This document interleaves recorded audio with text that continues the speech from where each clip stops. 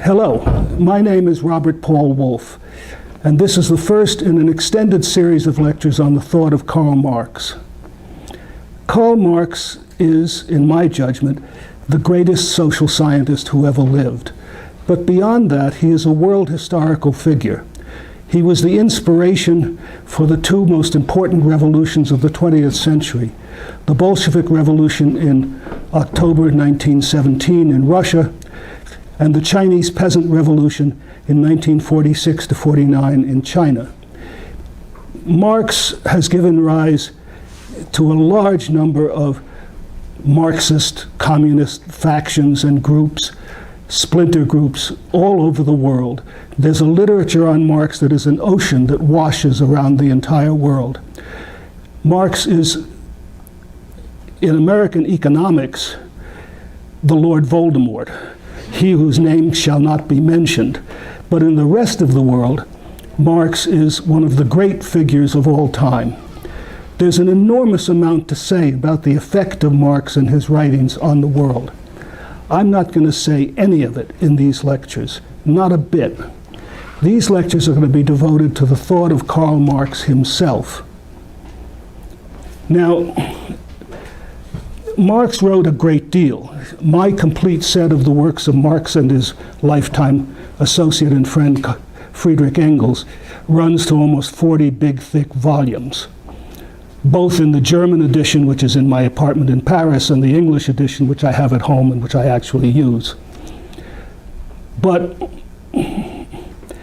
by all accounts, by universal agreement, his Hauptwerk, his most important work, is this book, Capital, Das Kapital, or more precisely, Volume 1 of Capital.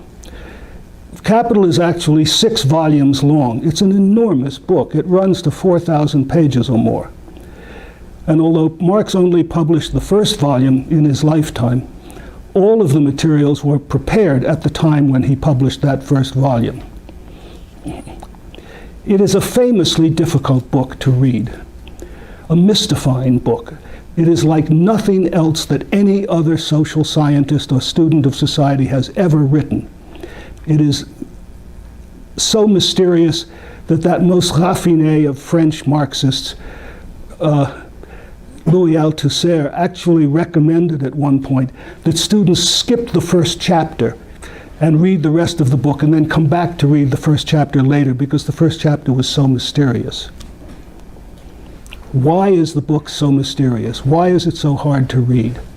I first read Volume 1 of Capital in 1960, 58 years ago, roughly when your grandparents were going to college, if indeed they went to college. I read it rapidly because I was about to teach a sophomore tutorial at Harvard in an interdisciplinary program called Social Studies that I had had a hand in creating. Some of you may know, probably you don't, the name of a really great political sociologist named Barrington Moore, Jr. Moore and I were co-teaching this sophomore tutorial. It was an extraordinary experience, for me at any rate. I learned a tremendous amount.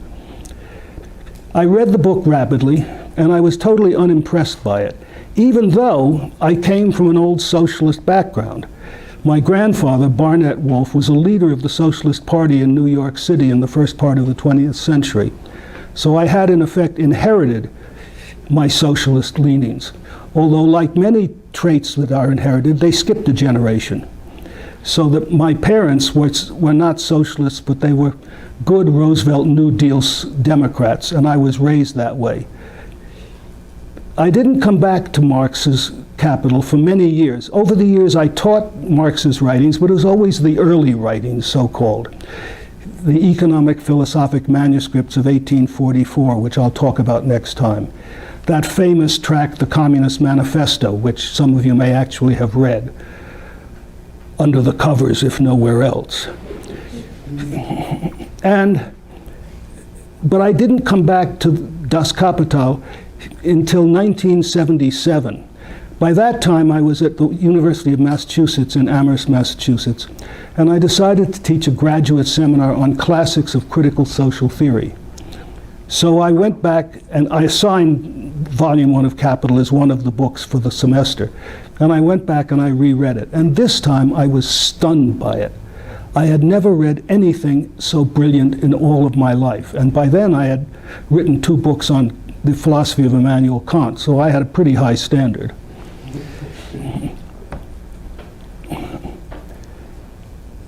As I read it, I had what I can only describe as an epiphany, what the French would call an éclaircissement. I suddenly had a vision of what Marx was doing, why he had to write the way he did, and why the book was so difficult. And I decided then and there that I would spend as much time as it took me to come to terms with this book. As the Old Testament says of Jacob, who wrestled all night with the angel and would not let him go until he blessed him. I was going to wrestle with Das Kapital and not let it go until it blessed me with some kind of understanding. So I set out on what turned out to be a 20-year odyssey of struggling with the thought of Karl Marx. But I needed to figure out some way to bring all of this together. As I thought about it, I realized I was going to have to bring together 4 different bodies of material that were quite different from one another. First of all, there was the economic history of the development of capitalism, and in particular of capitalism in England, which is what Marx studied mostly. Secondly, there was the philosophy, which in this case meant Hegel and the impact of Hegel. Third, there was the literary interpretation, the literary critical interpretation of the text itself. And fourth, there was the economic theory. Now, you may not know this, but the 1970s and 80s were an extraordinarily exciting time for the study of Karl Marx. Marx was the last of the great political economists. The other 2 great political economists were Adam Smith and David Ricardo.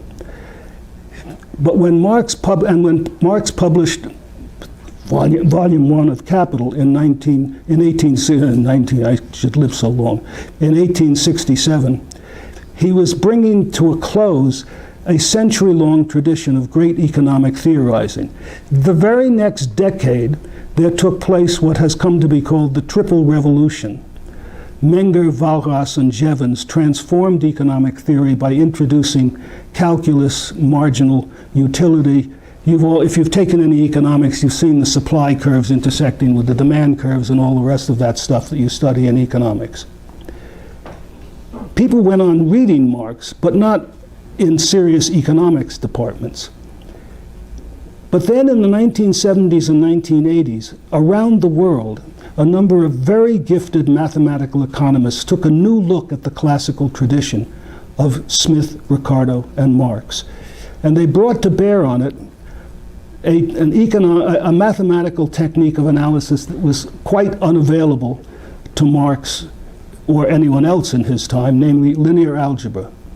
And a number of books were published by economists in Japan, in Italy, in France, in Germany, in Hungary, in America, which transformed our understanding of classical and Marxian political economy.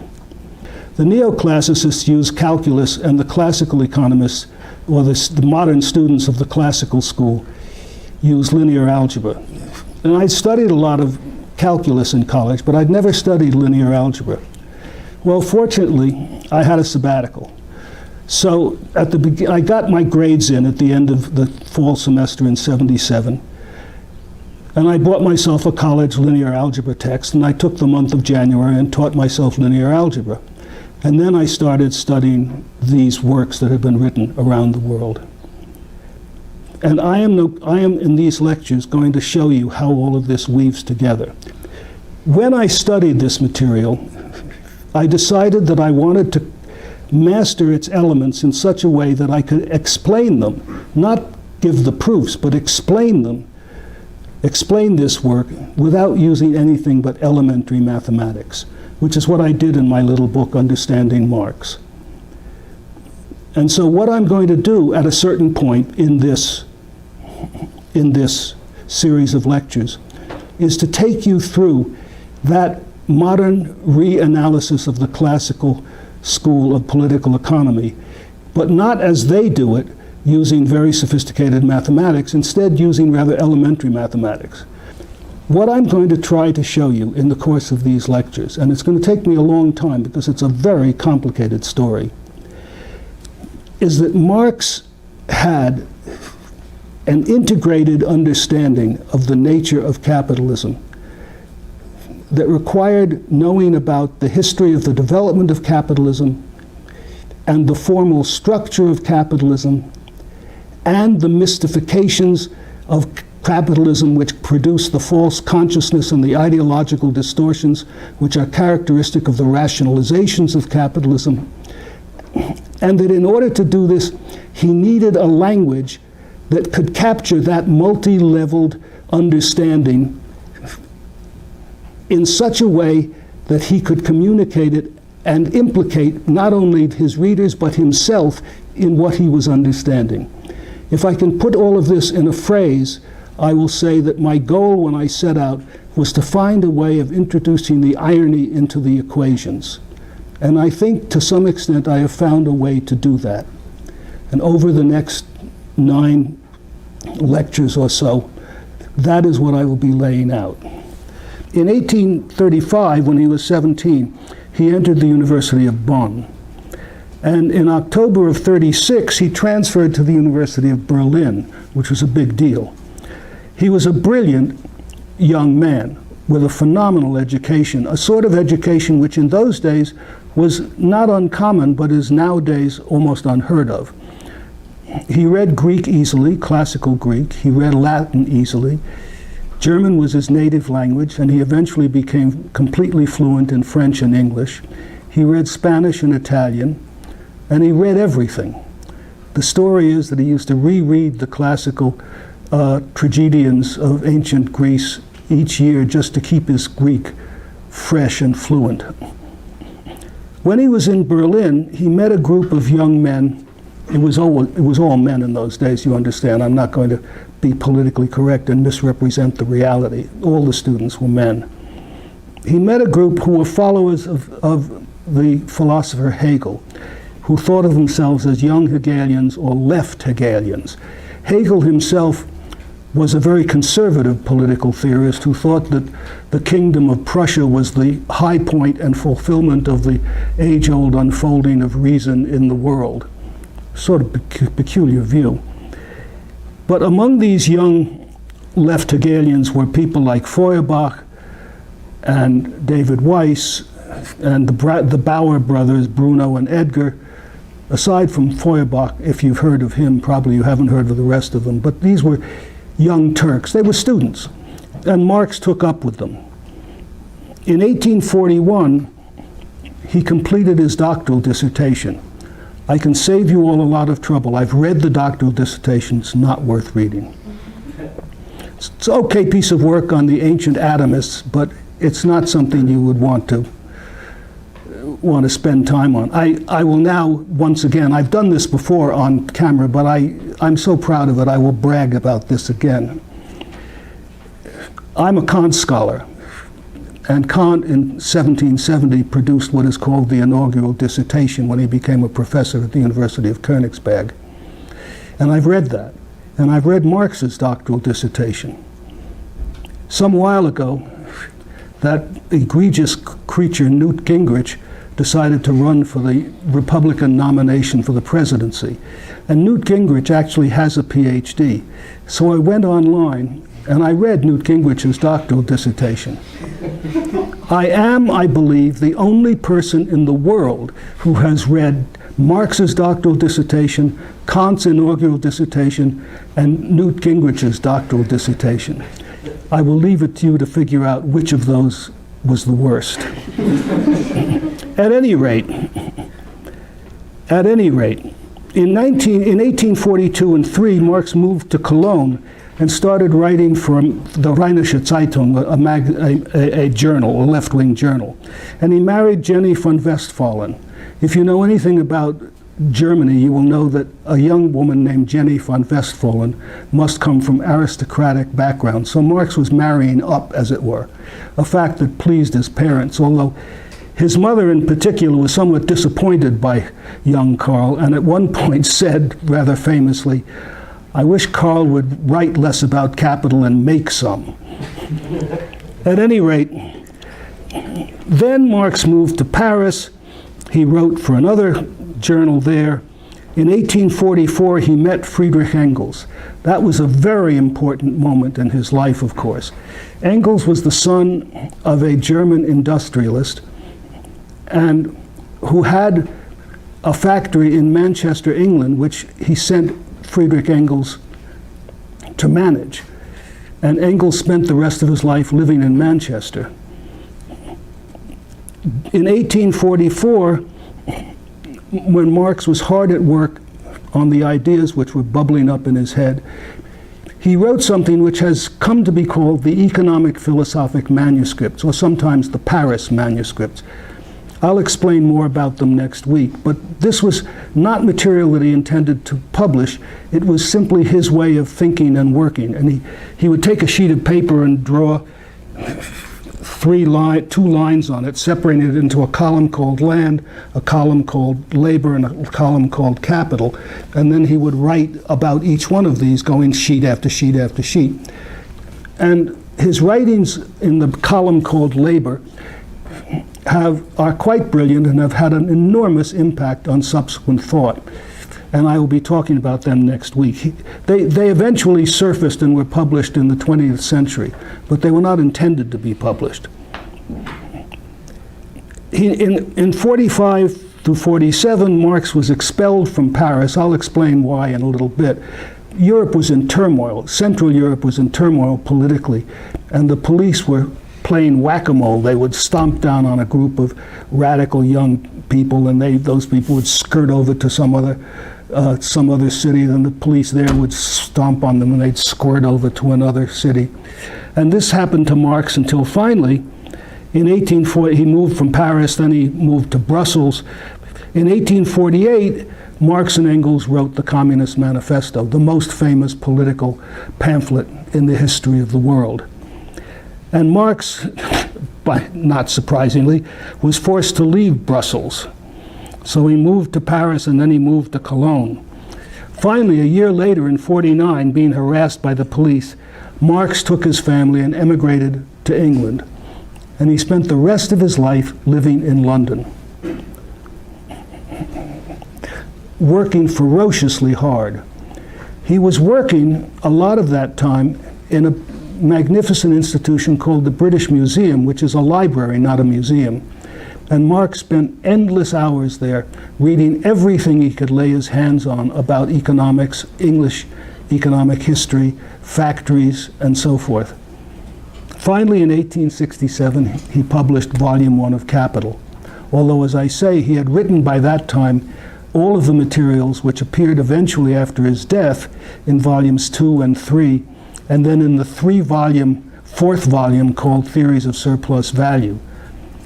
And finally, in 1883, Marx died in London.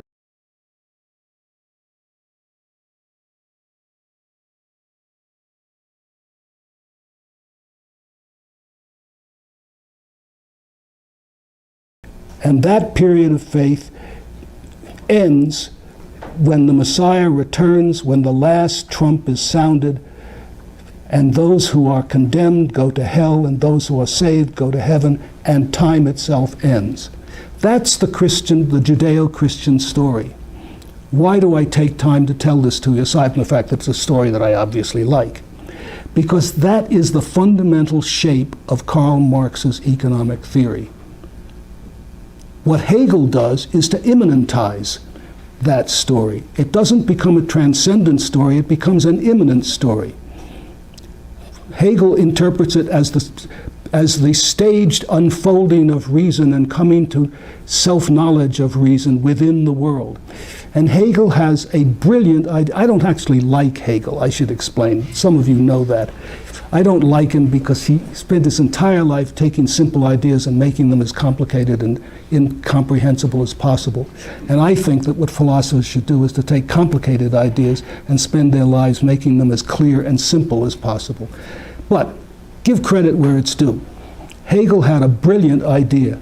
His idea was that you could understand human history as a series of stages, at each one of which the entire culture of the society of human experience was an expression of a certain stage in the unfolding of reason.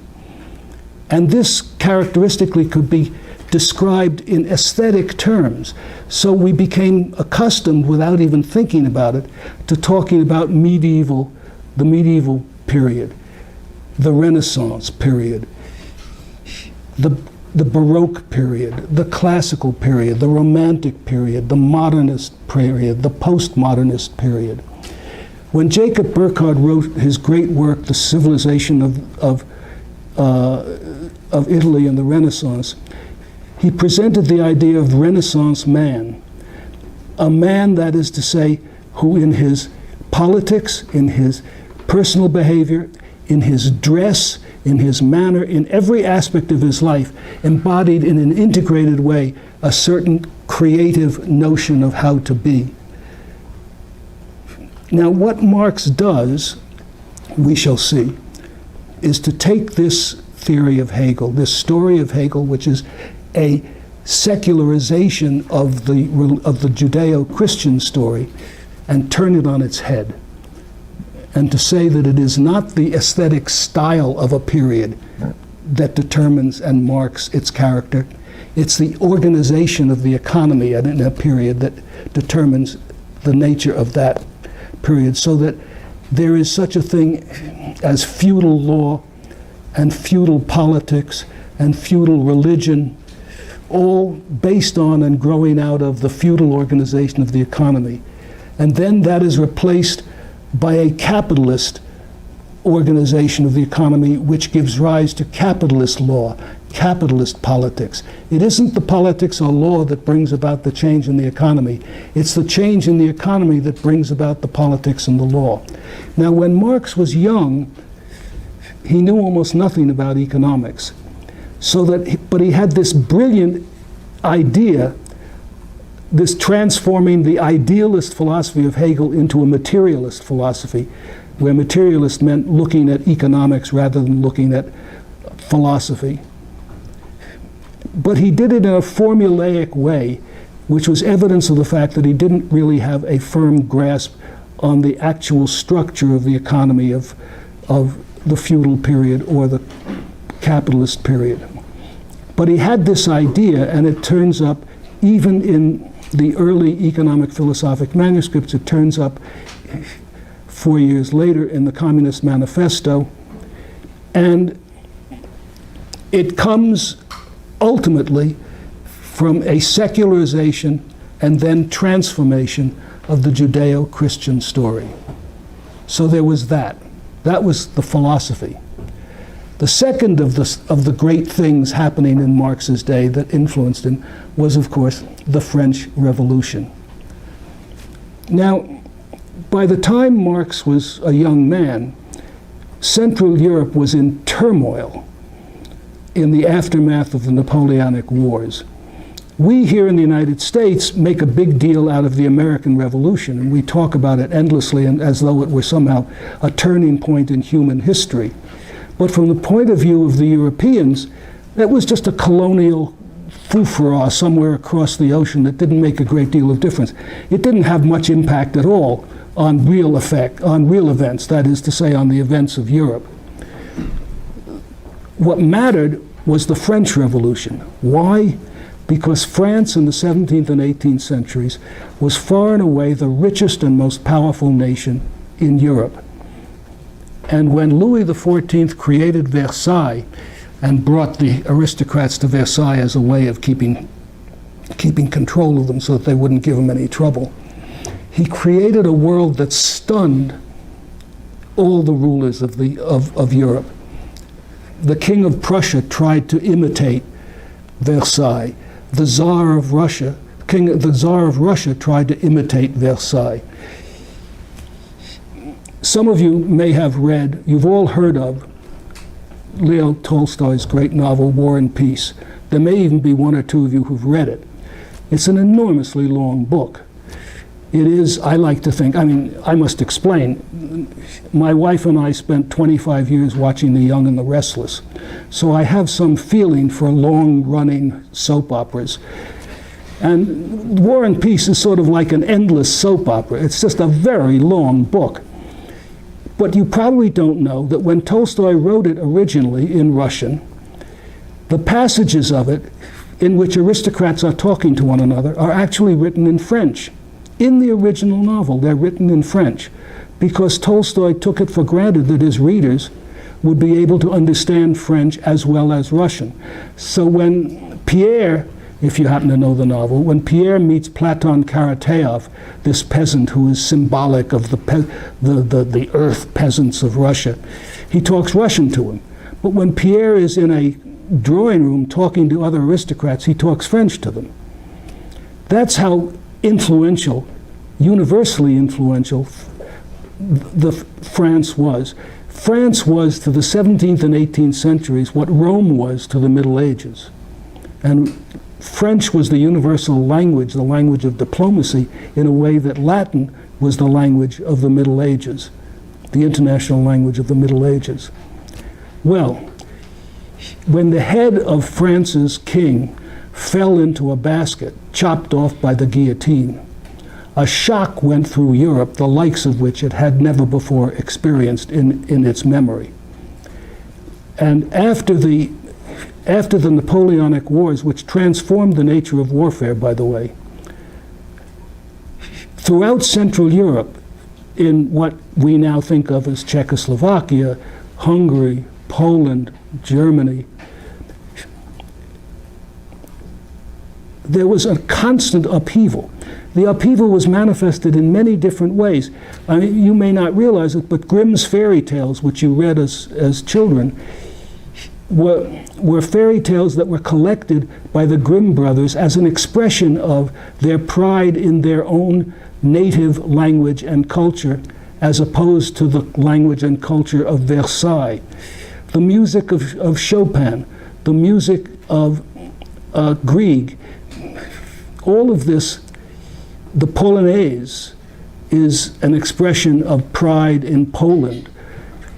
All of this was going on. I mention this because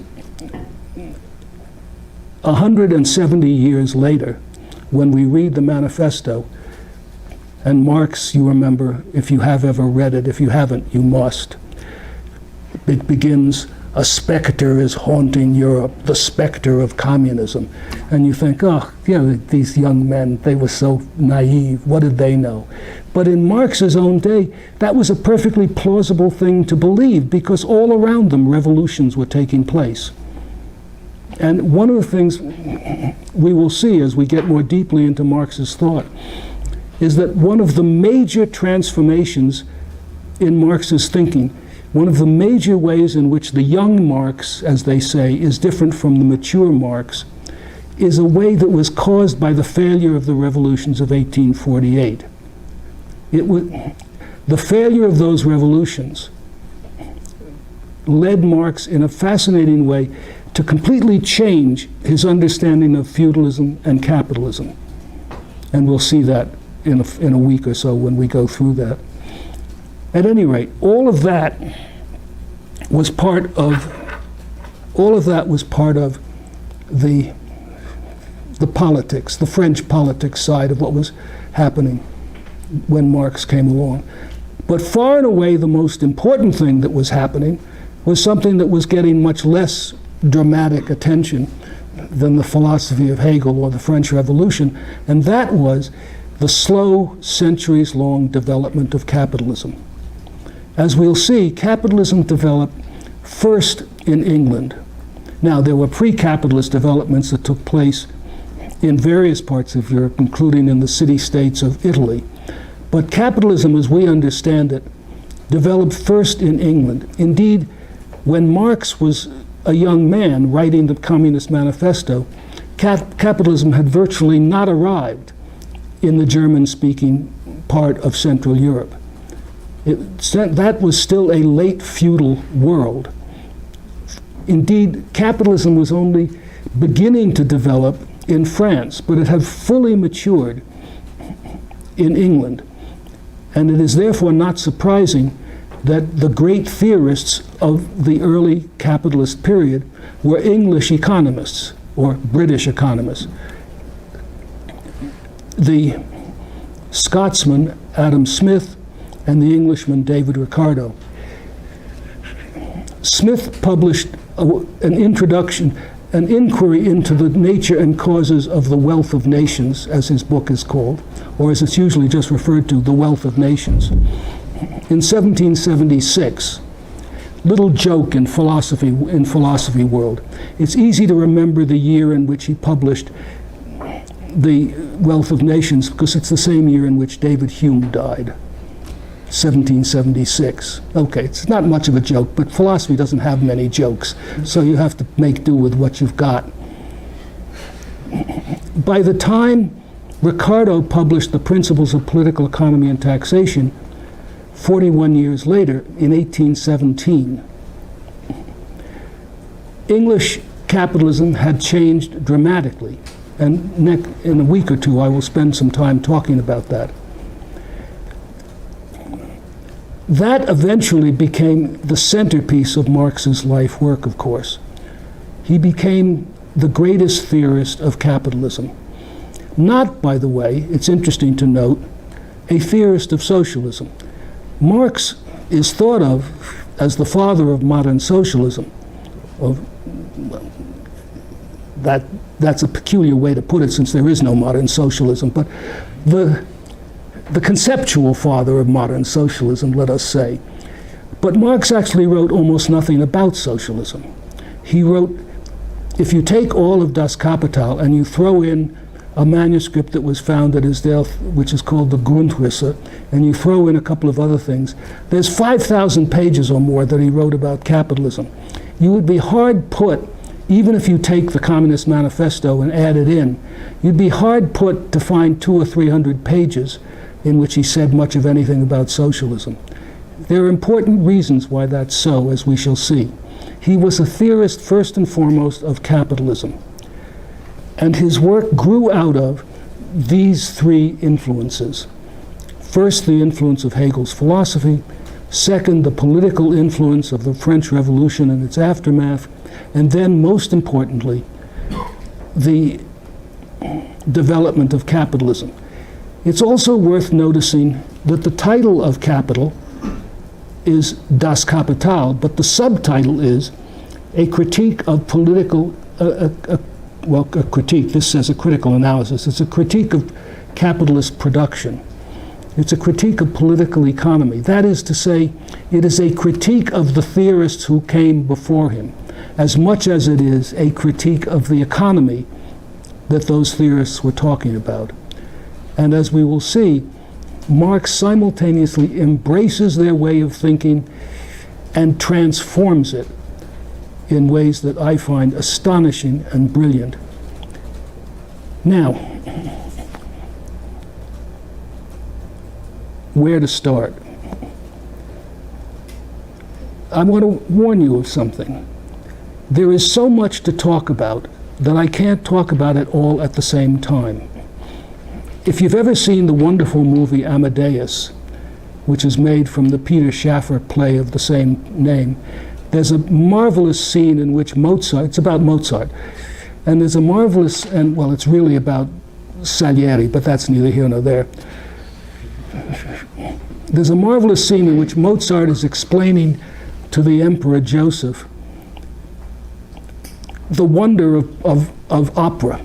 And he explains, if you have 7 or 8 people who are all talking at the same time, trying to tell you something, there's nothing but cacophony. There's nothing but a jumble.